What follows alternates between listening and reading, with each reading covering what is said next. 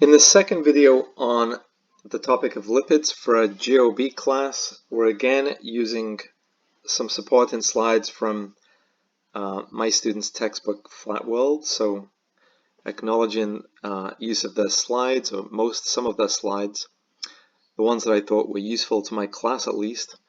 So we're going to start this video with two major topics in mind. The first one is to look at membrane lipids, and the second topic will be steroids. So here's a Throwback Thursday picture. It's what we all looked like when we were one cell. So this is a eukaryotic cell, an animal cell, and again, this is not a biology class. This is a chemistry class, so we are typically will not be interested in biology-centric questions. We are, however, interested in chemocentric questions, structure and function. So the only purpose of this cell is to point out that the cell, which essentially means life in this context, uses lipids to make membranes, and we'll see how it does that. These organelles, these subcomponents of a eukaryotic cell, have specific chemistries going on inside them. Later in this course, we'll look at the mitochondrion, and we'll look at metabolism that happens in the Krebs cycle, etc. So life is compartmentalized, and one of the ways these compartments occur via membranes. So that will be the segue into membrane lipids. So let's have a look. We won't dwell on this slide. There's just some vocab that we've seen before, this idea of hydrophilic and hydrophobic. Let's recap actually, because we mentioned this in the previous video, but if you have come in raw from the wilderness and haven't looked at that, then we should probably just recap anyway. So essentially, so we'll see that for the most part, people like to draw cartoons of these lipid molecules, and it tends to be like this. So it's actually a double tail and a single head.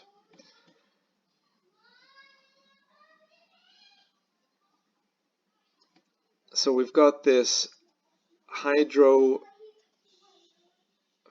tail. Let's undo that. Hydrophobic tail. And there's actually two of them. We've got the hydrophilic head.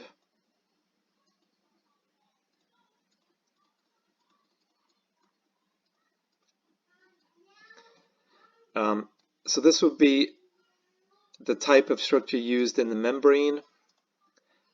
So keep this in mind when we compare this with the type of structure in a soap molecule, which, recall from the previous video, is just a one-tailed unit. So here we've got a double tail unit. So membranes are definitely not the same as soaps. We can definitely destroy a membrane with soap, and that's one of the sanitizing things that soap will do. It will destroy these bacterial membranes and what have you. So keep that structure in mind as we move forward. Okay, so there's some good vocab on this slide. Micelles, monolayers, bilayers, lions, tigers, and bears, etc. A micelle is something I definitely want my students to be aware of. So that's definitely, it's Micelle, it's not the name Michelle.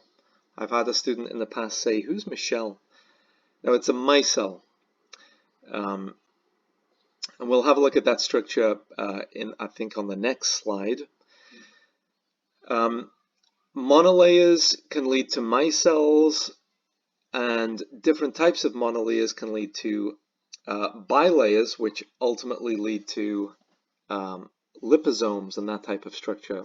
more of the type of biological use of membrane lipids. So let's move on to look at some of those structures. And I think the first structure is over here on the left. Yeah, so I'm going to expand this a little bit so we can zoom in. Let's get in there. Okay, so if we zoom in, you'll see this common motif used by people. So we can have, here you can see the cartoons. I'll just go over them one in red. You've got the hydrophobic tail, you've got the hydrophilic head, and the hydrophilic heads, because they're all hydrophilic, they have a lot in common, so they can all line up together because they're chemically similar. Likewise, the hydrophobic tails can line up together because they're chemically similar, and you can get this monolayer. It's a single layer because you have a single layer of molecules.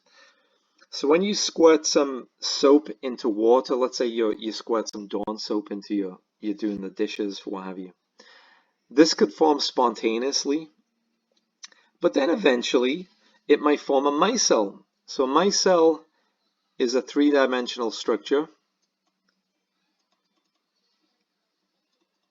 Here we've just got a two-dimensional slice of a micelle, and you can see all the greasy hydrophobic tails are interacting with each other just like they are in the monolayer, but it's curved in on itself now. It just became too unstable as the monolayer got longer and longer and longer. Eventually it just collapsed on itself to form this micelle. And this is essentially what soap will do. So a soap molecule, essentially soap forms micelles.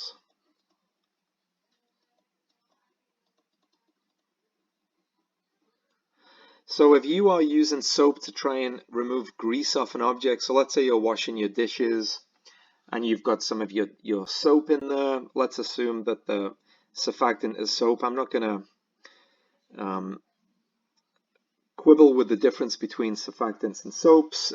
GOB, soap means something that can get grease off your hands. So let's say you've got some soap and you've put your soap in the water and you're rubbing mechanically trying to mix the soap with the grease. Essentially, the grease will get trapped in the greasy layer of the micelle. So the grease or the grime will get trapped in here, and it will be shielded from the water molecules who only see the head. So the water doesn't like the grease, remember? But the water never knows the grease or the grime is there because it's trapped in this three-dimensional micelle. And then simply when you wash the micelle away, the water just happily interacts with the polar heads and carries the grimy payload unbeknownst to itself. So it's almost like a Trojan horse. So that's basically how that works. And if ever you've experienced soap scum, for example, on the side of a bath, so eventually as the water drains, if you've had a soapy bath and you drain the bath water, some of these micelles can splatter on the side of your bath and they can dump their grimy interiors onto the side of your bath. And eventually you need a harsh chemical to break down that greasy payload. So that's why you would then have to sanitize your bath with something a bit more than body soap. Okay, so that's monolayers and micelles. Let's have a look at this bilayer. This is what's found in membranes. So here we have, it's called a bilayer because we have two layers. We have a monolayer on the bottom and then another monolayer on the top, and they interact via their greasy tails. The good thing about the bilayer, it offers you water on both sides. The opportunity to have water chemistry, let's say on the inside if you had an inside, and on the outside if you had an outside. Whereas the micelle, you only have water on the outside, you don't have water on the inside. So that's the benefit of having a bilayer. You can have same chemistry on both sides of the layer. So that's something to keep in mind. And the biological membrane is a bilayer. So we can see this snapshot here of a eukaryotic cell membrane. Again, in this chemistry class, we're not really interested in the features of the membrane. You know, that's more for a biology class that you will have in your future, depending on where you're headed. We're much more interested in, let's see if I can get the whole slide on the screen.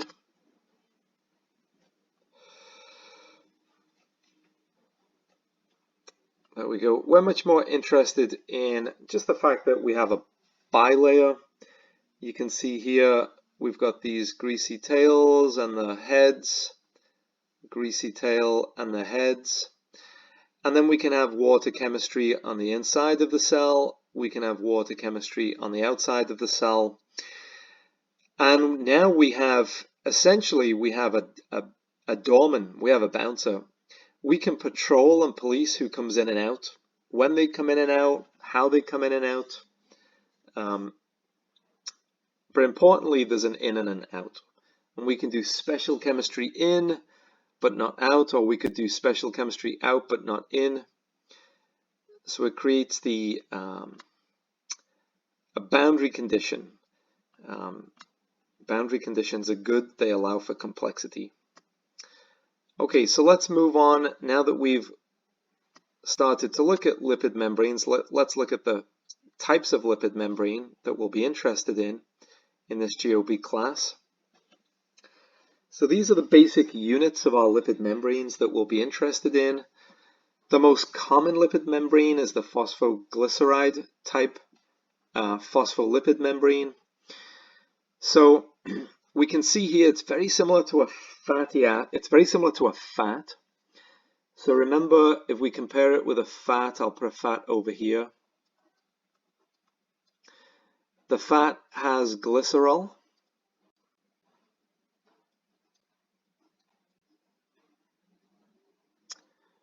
And then it has 3 fatty acids. Fatty acid, fatty acid, fatty acid. So we've kind of got that with a lipid membrane, but instead of a third fatty acid, we've lost a fatty acid, and now we've got a phosphate group and an alcohol. And for the most part, that alcohol is choline. So we've essentially united a fat with phosphocholine.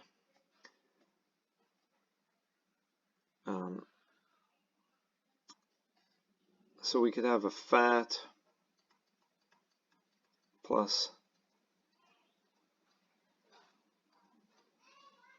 phosphocholine, where this is our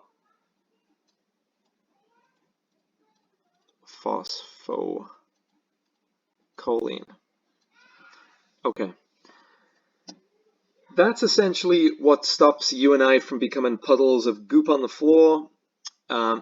It's essentially also the greasy material that comes out of your T-zone if you're somebody with a particularly oily complexion. This is the type of material that's coming out of your pores. It would make great lip balm. It's kind of gross to think of it, but this would be the ideal lip balm. But I don't know if you could start a business selling nose grease to other people. But anyway, it's a thought. A sphingolipid is very similar. We've somehow fused what looks like a fatty acid with a glycerol type structure. It's really not, but it looks like that. But what I'd point out to my students, this is more stable. This sphingosine structure is much more stable. We'll see the breakdown of what it contains in a second. It's got a double bond in there, and it's got fewer oxygens. It's a lower energy structure, harder to metabolize. And we'll see that in biology, sphingolipids are used where greater structural integrity is needed. And chemically, we can see that it's much harder to metabolize a sphingosine than this fat component here. So this sphingosine structure, we should notice, or I want to point out to you, is more stable.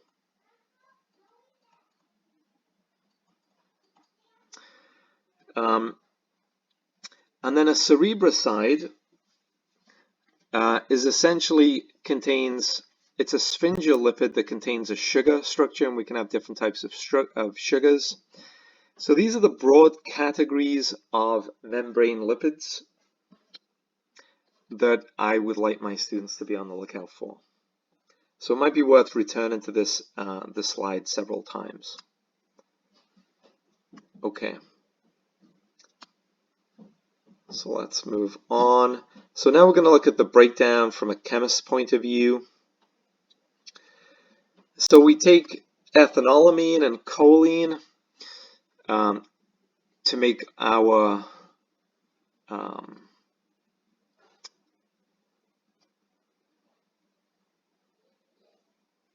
ethanolamine and choline are two types of amino alcohol unit. So these are examples of this amino alcohol unit here. So examples of amino alcohol units. Why is it an amino alcohol? Amino because it contains an amine. Essentially, nitrogen with single bonds is an amine. So amino just means it contains an amine group. And an amine group just contains nitrogen, essentially with single bonds. They can be H or carbon. Doesn't matter, but they have to be single bonds. You can have a lone pair, or you can form a fourth bond. I'm actually going to, with my students, we are actually going to talk about amines a bit later on. So I don't have to try and double up and talk about amines right now, in addition to what we're talking about. If anyone else is interested, then you'd have to tune back for that extra video.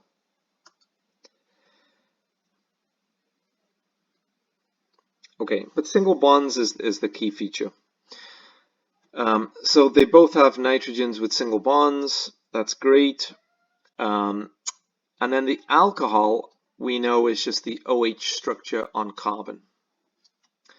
So these have an amine and an alcohol in the same structure. They are amino alcohols. Okay, here's the phosphate structure here.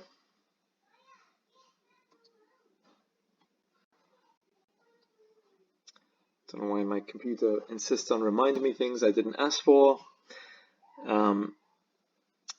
Okay, we have the phosphate structure here. Okay. It's phosphoric acid, yes. In general, it's a phosphate. Let's call it what it really is. 8 just means oxygen. Phos obviously just means phosphorus. It's a structure that contains phosphorus and oxygen. There we go. Okay, so this, and we've got the fatty acid units and the glycerol. So this is what it looks like. I'm now going to, now that I've written that there, I'm going to delete that, and I'm going to relabel it with the cartoon features.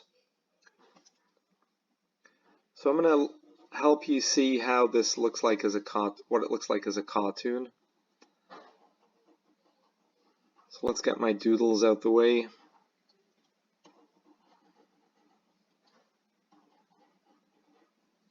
my highly responsive tablet here. There you go, we got there in the end.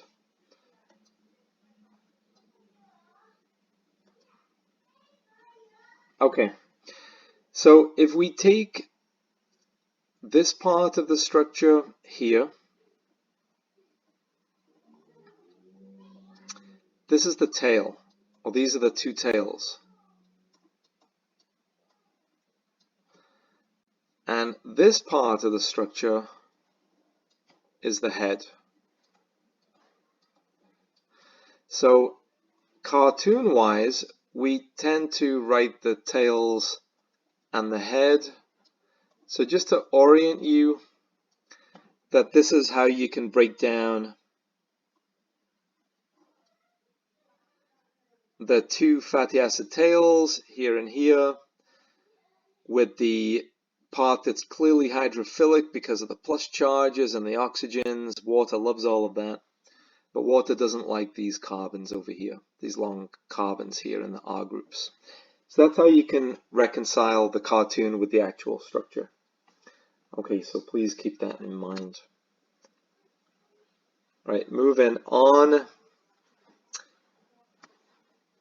This video should be a little bit shorter than the last one because we don't have as many slides to talk about. So we've looked at the phospholipid. That's majority of the membrane lipids that stop you puddling onto the floor. We replace the glycerol here with the sphingosine. Here we've got a more stable structure. This is the sphingosine unit. Again, we could draw the cartoon. This would be the tail end, or the two tails. Well, I'm just going to put tails. And this obviously would be the head.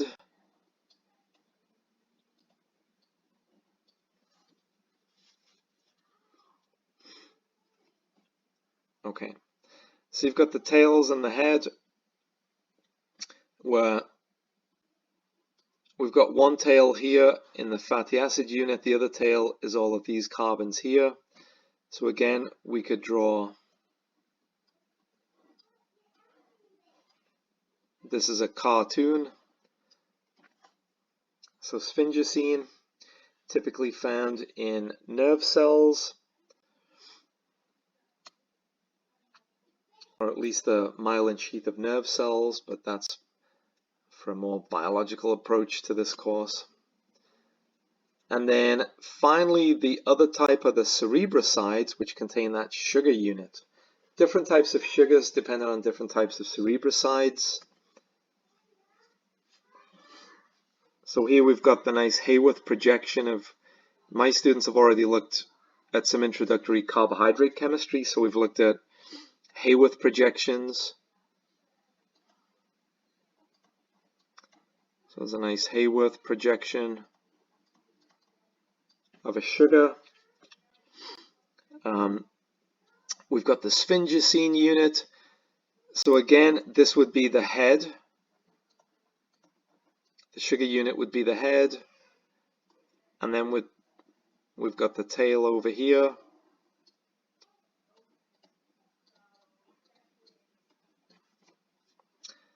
So once again, you could write this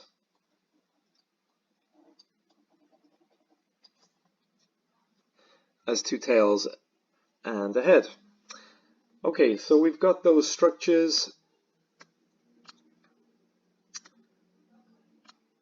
Let's see if I can move. No. Oh, I love computers. They're so responsive, they almost always do what you ask them to do. Okay, I'm going to slowly try. Easy boy, I'm going to slowly ask you to move. Okay, there you go.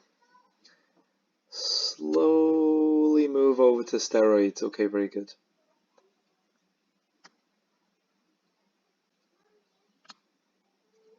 Slowly. There you go, now you're just going crazy.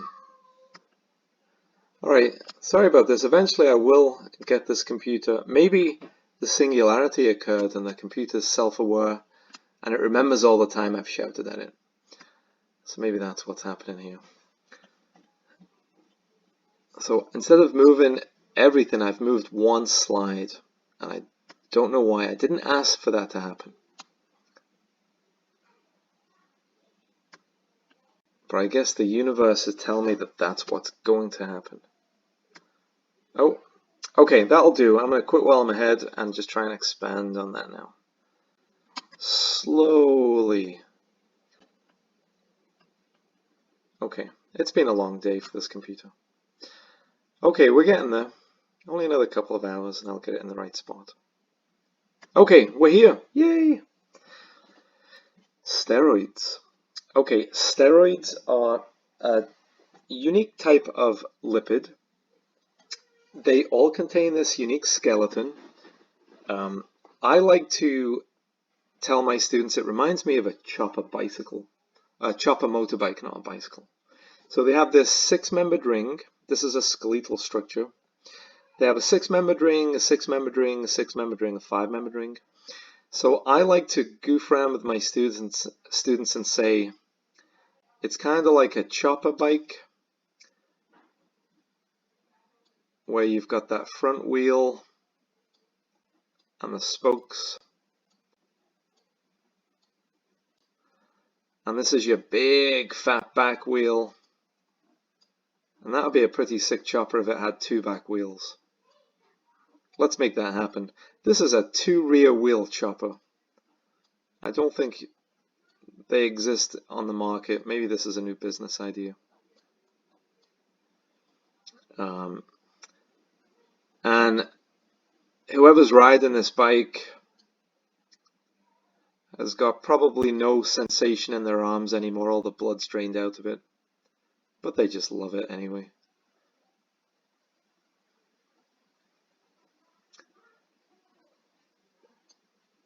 So this person is riding the bike. Anyway, that's how I think of steroids.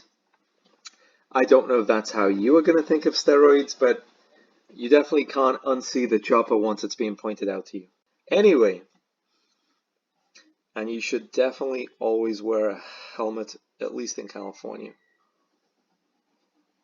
So this person's got a helmet on and some good leather supports and what have you. Okay, moving on.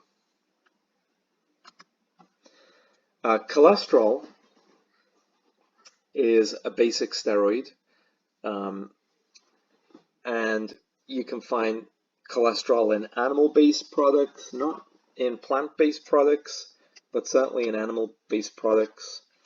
And it can be used, it can be broken down and resynthesized into other steroids. Steroids typically, like lipids, are hydrophobic because they have a lot of carbons and not a lot of water.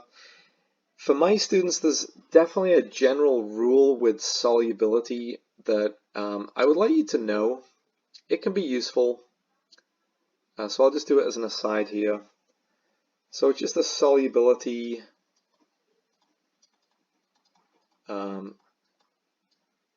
addendum, I guess. And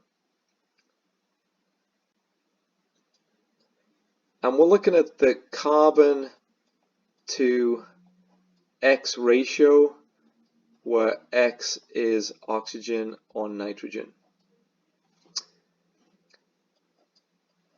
If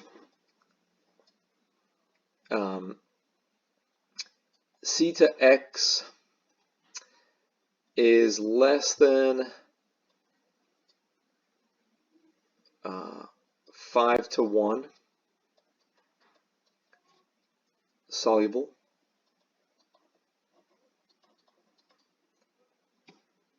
and if the carbon to X is greater than 5 to 1, it's insoluble. So this is definitely a rule to live by, not a rule to die by.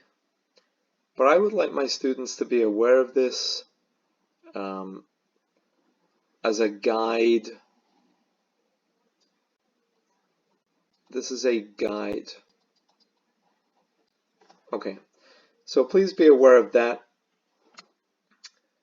So we can see that cholesterol has a lot more carbons than oxygens. It's got 1 oxygen, it's got more than 5 carbons, so it definitely is insoluble. Okay.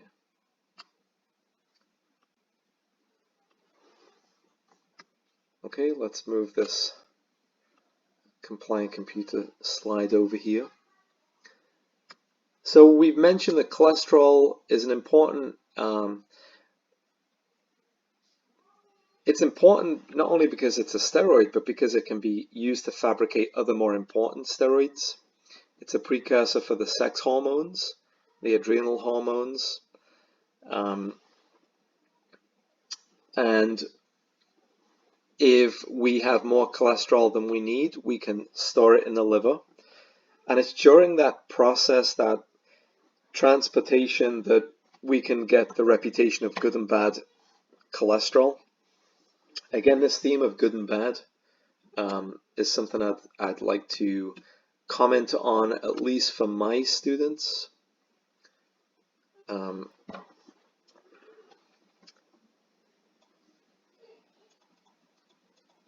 So good versus bad cholesterol.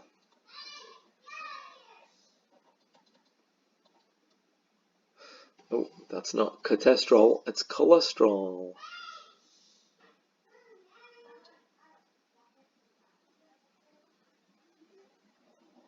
Okay, good versus bad cholesterol. Good, obviously, there's nothing good or bad about a molecule. So good cholesterol, it means densely packaged cholesterol.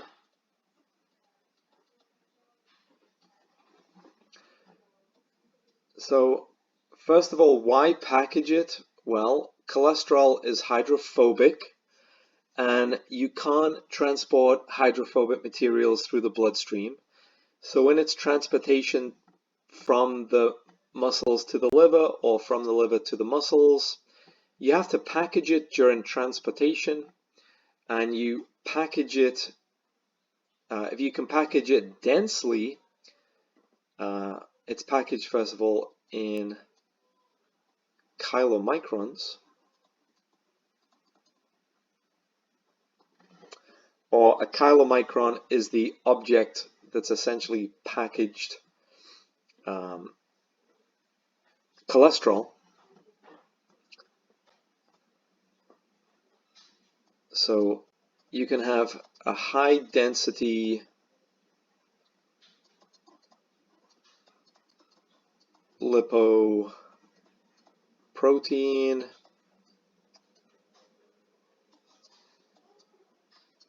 which is HDL.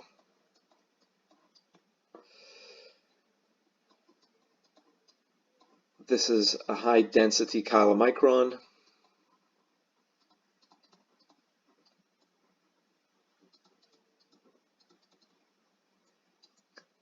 This is the good cholesterol. And typically you invest the energy needed to pack this densely if it's going from muscle to liver.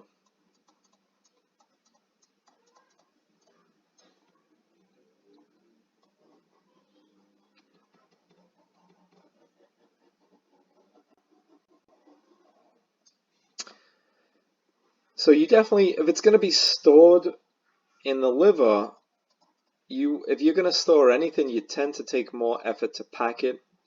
If you're going to put something in deep storage, you want it to be packed well so it's good when you're ready to retrieve it again.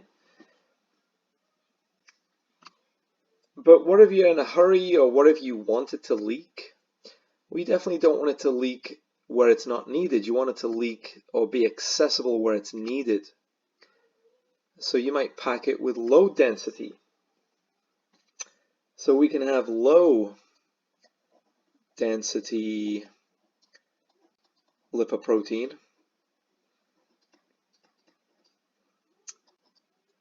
LDL,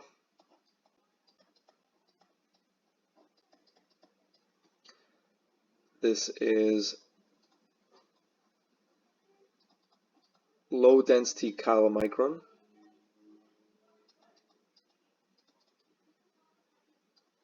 This is the bad cholesterol. Now again, it's not really bad, it's just bad if you have it and you don't need it. So it's low density, it's basically leaky, it's not being well thought out. It's like you're going on vacation, oh, I forgot to pack my cholesterol, I'll throw a few bits and pieces into my suitcase, and you get to the airport and your suitcase busts open and everything falls on the floor. Well, that's great if you want that to happen. So this would be liver going to muscle. You want the cholesterol to be available for use in the muscle.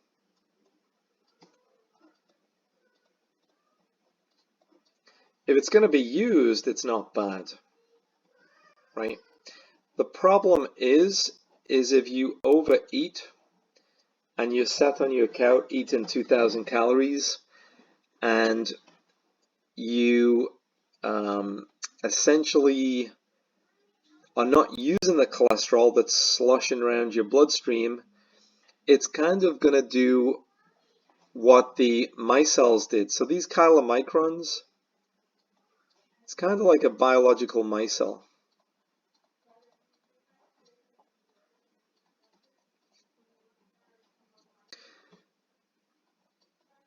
And it's going to make a scum, like a micelle would form a scummy material in a bath if it popped open.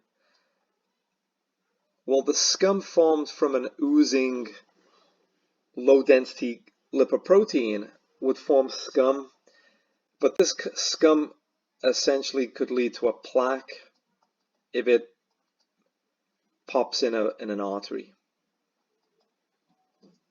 And that plaque can lead to disease, and the ultimate disease would be death, of which there's no known cure.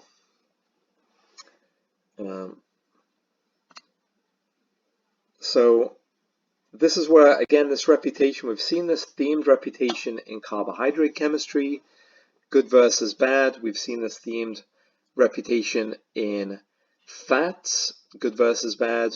Now we're seeing it again in cholesterol, good versus bad. The bad cholesterol is something that you would die without. You wouldn't be able to function. You just don't want bad cholesterol present in abundance when you're not needing the bad cholesterol. So these bad and good labels are loaded terms that have to be taken in context with supply and demand. Okay, so let's go over here.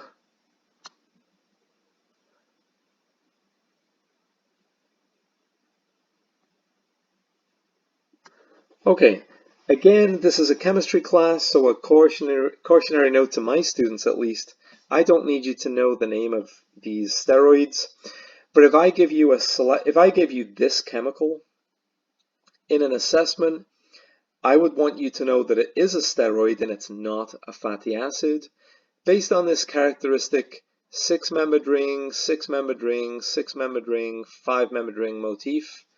Clearly, that's a steroid. But I'm not going to ask you if it's aldosterone or sylvester-stallone or any of the other, that was a joke, any of the other steroids, or whether it is a, or what it does. I'm not interested in the biological role of these things in this chemistry class, but I want you to know it's not a wax. I want you to know it's not a phospholipid, because it doesn't look like a phospholipid, it looks like a steroid. Okay, that's what I want you to know. Okay, but you can see cortisol, again, you can see that clear steroid motif, 6-membered ring, 6-membered ring, 6-membered ring, 5-membered ring. That's what I want you to notice.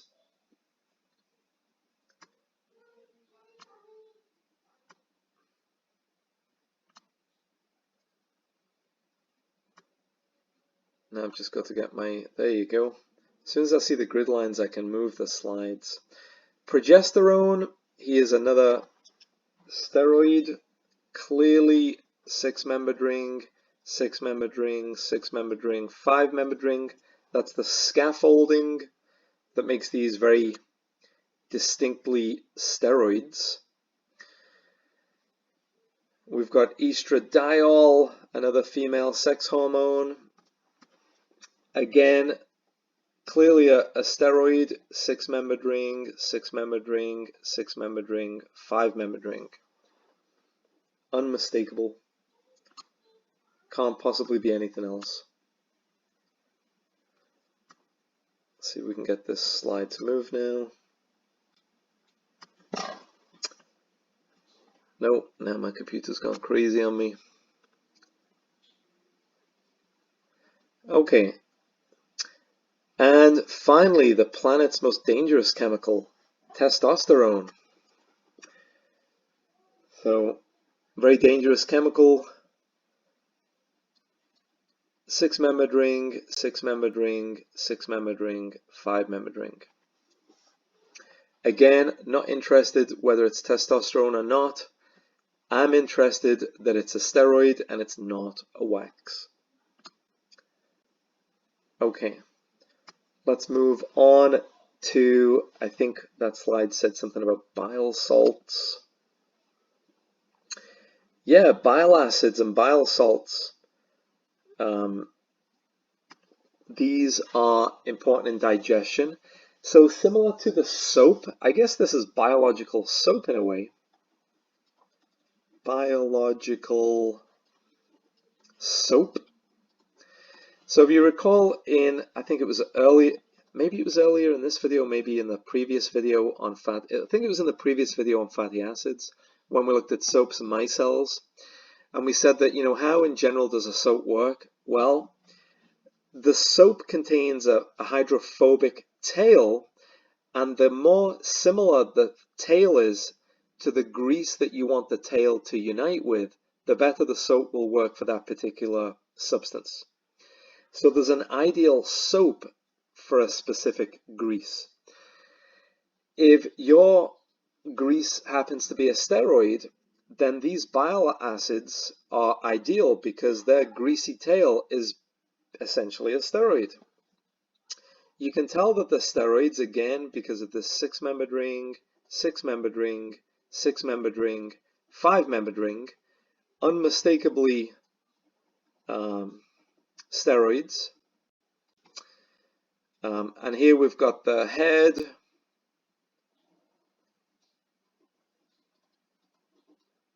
oxygens and nitrogens make it like water. Plus charges and minus charges help as well. And here's obviously the steroid tail. Likewise, the steroid tail here. And here's the head. You've got the oxygens, and this is acidic, so it's going to partially dissociate. This is a carboxylic acid head. It's going to partially ionize, so you've got a little bit of charge. You've got oxygens as well, so water's going to say thank you very much. So definitely essential for breakdown of greasy foods and digestion, emulsification of greasy foods. Okay, and that concludes these slides. So I will call it quits for my students with this content. So yeah, so I would just wrap it up there and say I would like my students to know structure and function. What type of lipid is this based on its structure? And within the lipid family, how can I explain the physical properties, the melting point, what have you, or the solubility? I'm looking at things like carbon to X ratio, as we alluded to earlier in this video, where X is either oxygen or nitrogen. Oxygen and nitrogen each can drag about 5 carbons into solution with it. More than that, the carbons tend to overwhelm the oxygen or nitrogen, so the whole thing becomes insoluble. Okay, and we will call it quits there.